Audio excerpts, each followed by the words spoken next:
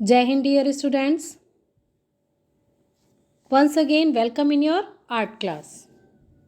So today in this video, we will discuss about 6 limbs of Indian painting.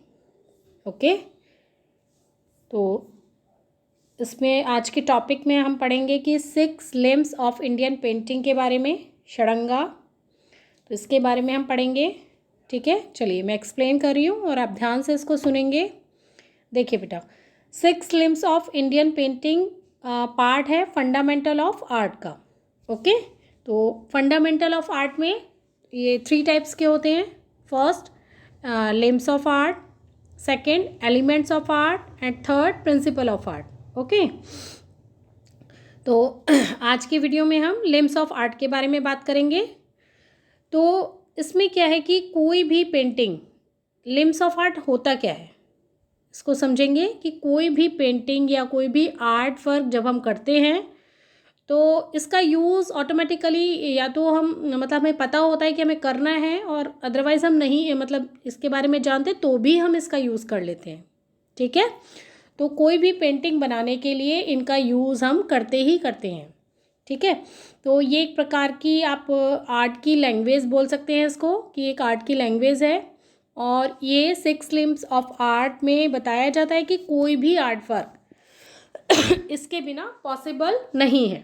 ठीक है, तो उसके लिए कौन से प्रिंसिपल आपको फॉलो करने हैं, किन बातों का आपको आर्ट में मतलब ध्यान रखना है, आर्ट करते टाइम आपको क्या क्या चीज़ों का ध्यान रखना है, तो इसमें आपको पता चलेगा. इसके बिना आपकी आर्ट कंप्लीट नहीं है. ओके, जो 6 लिम्स ऑफ आर्ट है यानी कि षडंगा है, तो ये 2 वर्ड से मिलके बना है, षड प्लस अंगा. ओके, इसका एक आप याद रखने का एक तरीका है. जैसे ये ऊपर ये श्लोक लिखा है, रूप भेदा प्रमाणनी भाव लावण्य योजनम सदृश्यम वर्णिका भंगम इति चित्रम शदाकम. ठीक है, तो ये एक श्लोक है. तो इसमें ये सारे हमारे 6 वर्ड आ रहे हैं इसमें. जैसे रूप भेदा हो गया, प्रमाणनी, प्रमाणम भी हम इसको बोलते हैं, और भाव यानी एक्सप्रेशन, लावण्य योजना. ठीक है, तो और सदृश्यम इसमें आ गया, वर्णिका भंगम. ठीक है, तो ये हमारे 6 पॉइंट आ गए हैं. तो अब हम इसमें 1 बाय 1 करके मैं इसको एक्सप्लेन कर रही हूँ, आप इसको समझेंगे. और ये नोट्स आप अपनी नोटबुक में नोट कर लेंगे. तो फर्स्ट आता है हमारा रूप भेदा, यानी कि द नॉलेज ऑफ अपीयरेंस. बेटा, इसका मतलब है कि आप बाहर से कैसे दिख रहे हैं, आपकी मतलब जो रूप है वो कैसा दिखाई देता है, और ये इसके अंडर में वर्क करता है. यानी कि ये रूप के अंडर में आता है. और भेदा मतलब डिफरेंस, यानी एक इंसान से दूसरे इंसान का कंपैरिजन, उसमें जो भेद होता है उस चीज़ को बताता है. तो रूप भेदा में जब कोई भी आर्टिस्ट कोई पेंटिंग या कोई भी आर्ट वर्क कर रहा है तो उसकी इसको नॉलेज होनी चाहिए. यानी रूप भेदा की नॉलेज ज़रूरी है जब वो कोई आर्ट वर्क कर रहा है. ओके, तो उन सबको मतलब इसकी अच्छे से नॉलेज होनी चाहिए. पेंटिंग की जो थीम है उसको उसकी समझ होनी चाहिए. जो वो बना रहा है उसे पता होना चाहिए कि मैं क्या बना रहा हूँ.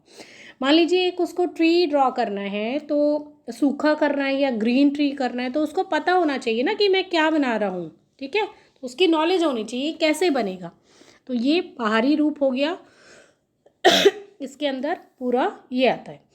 अब आता है प्रमाणनी, नेक्स्ट सेकंड पॉइंट हमारा, यानी करेक्ट मेजरमेंट और एंड प्रोपोर्शन. तो यानी करेक्ट होना चाहिए, यानी आर्टिस्ट को ये अच्छी तरह मालूम होना चाहिए कि जब कोई वो आर्ट वर्क कर रहा है तो उसमें मेज़रमेंट एंड प्रोपोर्शन का बहुत बड़ा इम्पोर्टेंट रोल है.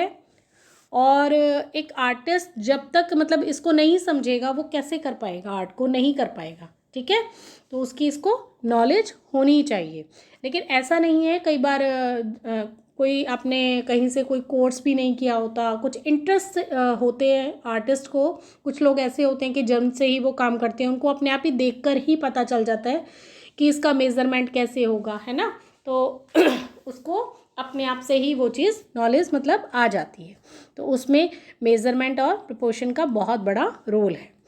एक आर्टिस्ट जब किसी पर्सन या मतलब एनिमल को बनाता है, ड्रॉ कर रहा है, तो आर्टिस्ट को उसके स्ट्रक्चर के बारे में पता होना चाहिए। मतलब वो पहले से ही अपने माइंड में एक उसकी पूरा स्ट्रक्चर तैयार कर लेता है कि इस तरीके से मुझे इसको ड्रॉ करना है। जैसे कोई भी चीज़ वो ड्रॉ कर रहा है तो उसको पता होना चाहिए। अगर वो खड़ा है तो कितने साइज़ का होना चाहिए, उसके पैर कैसे बनेंगे या बॉडी उसकी कैसे दिखेगी, कितनी बड़ी बॉडी को हमें उसकी ड्रॉ करना है।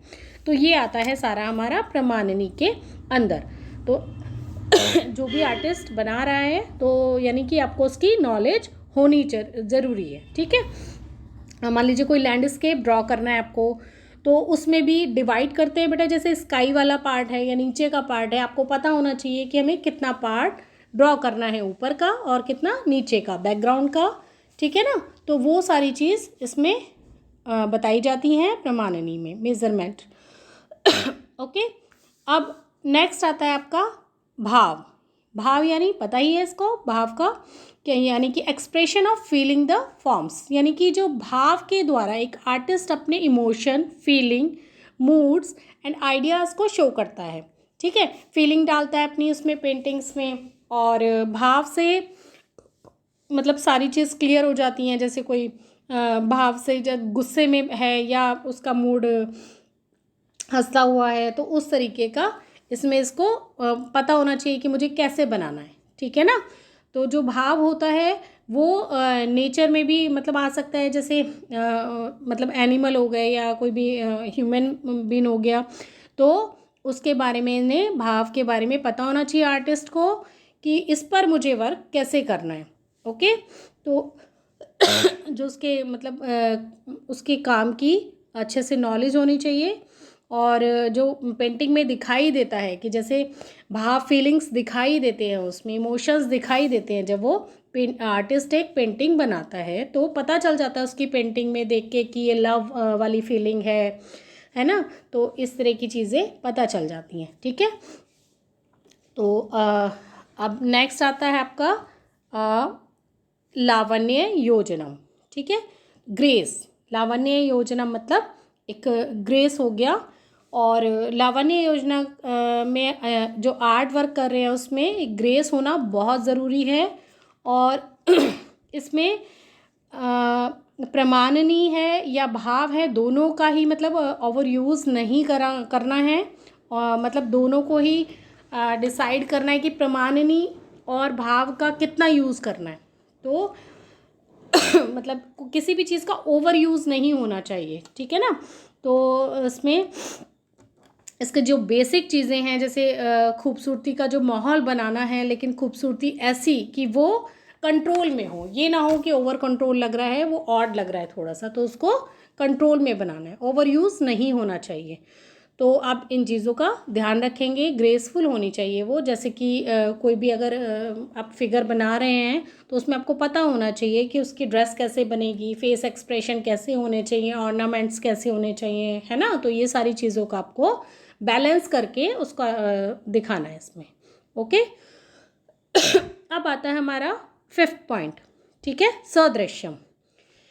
तो इसमें सदृश्यम में आता है कि जो आप सोचते हैं आपको वैसा ही मतलब उसमें शो करना है, बनाना है, वैसा ही बना सकते हैं। जो आप सोचते हैं उसको वैसा बना सकते हैं, तो उसको हम बोलते हैं सदृश्यम। मान लीजिए कि आप कहीं जा रहे हैं और आपने कुछ मतलब कुछ भी आपने कहीं देख लिया और आपका मन कर रहा है कि उसको मैं बनाऊंगा, तो वो चीज़ एक आर्टिस्ट जो होता है वो मतलब इमेजिनेशन से, अपनी इमेजिनेशन से कुछ भी क्रिएट कर सकता है अपने आर्ट वर्क में, पेंटिंग में। तो उसको बोलते हैं हम सदृश्यम। मतलब सदृश्यम मतलब एक कोई भी डुप्लीकेट जैसे दिखना। ओके, जैसे कहा जाता है कि मतलब मतलब कोई भी चीज़ आप दिख रही है उसी की कॉपी आप कर सकते हैं। ओके, तो ये आ गया आपका सदृश्यम में। अब नेक्स्ट आता है आपका लास्ट है आपका वर्णिका भंगम। तो इसका मतलब है कि जो आर्टिस्ट जो कुछ भी बना रहा है तो उसको मतलब कलर वगैरह कलर करना और अपने ब्रशेस को कैनवस पे कैसे यूज़ करना है, तो उसके बारे में नॉलेज होनी ज़रूरी है। ठीक है ना, ब्रशेस की नॉलेज या ब्रश पे मतलब ब्रश कैनवस पर कैसे चल रहा है, कलर्स की नॉलेज, तो वो वर्णिका भंगम के अंडर में आता है। तो ये चीज़ बहुत ज़रूरी है कि उसको कलर की पहचान होनी चाहिए। और ये सब चीज़ें एक दिन में नहीं सीखी जाती, काफ़ी टाइम लग जाता है उसमें। तो जैसे जैसे प्रैक्टिस करते रहते हैं, तो मेन चीज़ क्या होता है जब हम आर्ट करते हैं, उसमें क्या है मेन चीज़, प्रैक्टिस का बहुत बड़ा रोल है। और प्रैक्टिस और प्लस इंटरेस्ट, तो आपको इसमें इंटरेस्ट लेना पड़ेगा और ये सारी चीज़ें मिलकर बन जाती हैं हमारी षडंगा। ठीक है, तो ये हमने एक्सप्लेन किया है। और कलर्स में यही चीज़ें आ सकती हैं कि कलर्स को हम एक दूसरे से कलर्स को मिला के कौन से कलर्स बन जाते हैं, तो ये सारी चीज़ों की नॉलेज होना बहुत ज़रूरी है। ठीक है, तो आज ये वाला हमारा जो पार्ट है ये फिनिश होता है। Okay, thank you.